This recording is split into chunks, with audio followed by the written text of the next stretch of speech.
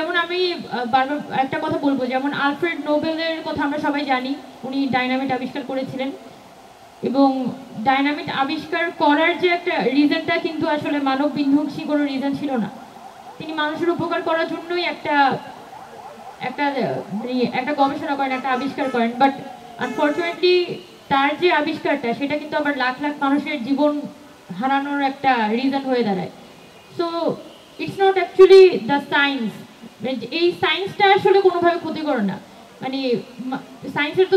ধর্মই এটা, বিজ্ঞানের ধর্মই কিন্তু সে সব কিছুকে ব্যাখ্যা করতে চায়, নতুন জিনিস উদ্ভাবন করতে চায়, প্রশ্ন করে, প্রশ্নগুলোর উত্তর খুঁজতে চায়। এটাই আসলে বিজ্ঞান এবং বিজ্ঞানের যে ফিলোসফি, এটা ইন্টিগ্রেটেড যে ফিলোসফি সায়েন্সের, সেটাই হচ্ছে প্রশ্ন করা এবং প্রশ্নের উত্তর খুঁজে বের করা। তো এটাই কিন্তু শত শত হাজার হাজার বছর ধরে হয়ে এসেছে এবং এখন এসে আসলে পট পরিবর্তনগুলো হয় যখন বিজ্ঞান আসলে কস্টলি হয়ে যায়। সমস্যাটা হচ্ছে সায়েন্স ইজ কস্টলি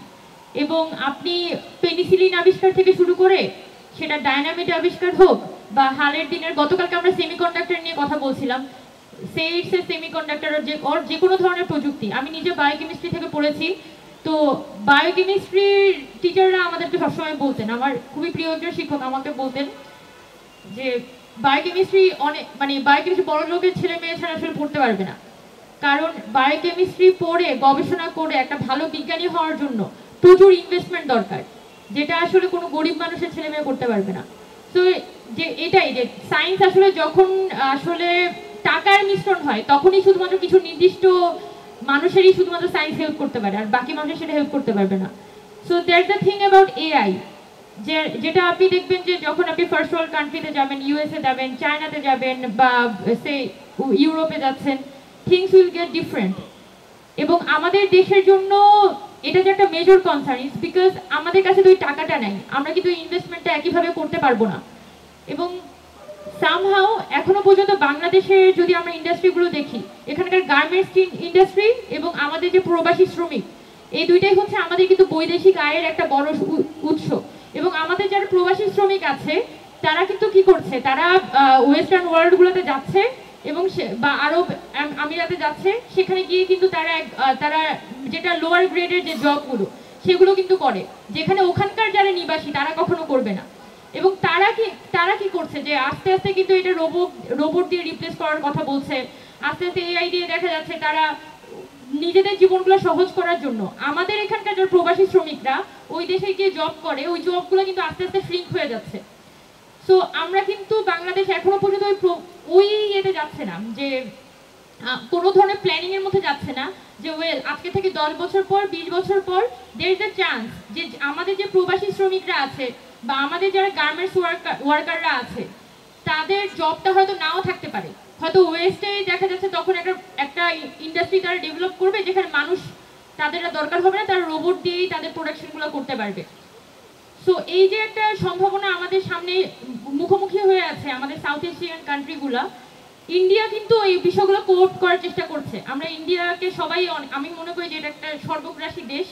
সাউথ এশিয়ার পলিটিক্সটাই খেয়ে ফেলার চেষ্টা করে। বাট আপনি যদি তাদের অ্যাকচুয়ালি তাদের সায়েন্টিফিক রেভলিউশনগুলো বা তারা কিভাবে করে তাদের ইন্ডাস্ট্রিগুলোকে ডেভেলপ করে সেদিকে তাকান, then you will understand that they have a policy, তাদের কিন্তু একটা চিন্তা আছে। বাট আমরা বাংলাদেশে এডুকেশন সেক্টর থেকে শুরু করে জব সেক্টর, কোনো সেক্টরে কিন্তু বাংলাদেশের গভর্নমেন্টের কোনো প্রপার চিন্তা বা প্রপার কোনো পলিসি আমরা দেখতে পাই না। সো এই যে আনএমপ্লয়মেন্ট যেটা আজকে থেকে 20 বছর পর বা 30 বছর পর হতে যাচ্ছে, I think it needs to B addressed. এখন এটা হতে পারে শুধুমাত্র আমাদের গভর্নমেন্ট এবং আমাদের যারা পলিটিক্যাল পার্টিসগুলো আছে তারা যাতে সমস্যাগুলো অ্যাড্রেস করে, এটা শুধুমাত্র যাতে এই কার্জন হলের বারান্দায় আটকায় না থাকে বা গুলশানের কোনো জমকপূর্ণ একটা হোটেলে আটকায় না থাকে, যাতে এইটা মাঠে ঘাটে এবং রাজনৈতিক দলগুলোর পলিসিতে যখন আসবে তখন এবং অ্যাড্রেসড হবে, তখনই কিন্তু আমরা এই সমস্যাগুলো মোকাবেলা করার জন্য নতুন নতুন পলিসি আমাদের সরকারের মধ্যে পাবো। সো আজকে যে আলোচনাগুলো গতকালকেও হয়েছে, আজকেও হয়েছে, এই সবগুলো আলোচনার কিন্তু একটা মুখ্য উদ্দেশ্য যে আমরা আসলে সমস্যাগুলো অ্যাড্রেস হইতে দেখতে চাই এবং মূলধারায় আসতে দেখতে চাই। সো আমি এটাই মনে করি যে এই যে আনএমপ্লয়মেন্টের কথা আমরা বলছি, আমরা কিভাবে আমাদের স্কুল বুকগুলোতে, আমাদের কলেজের টেক্সট বুকগুলোতে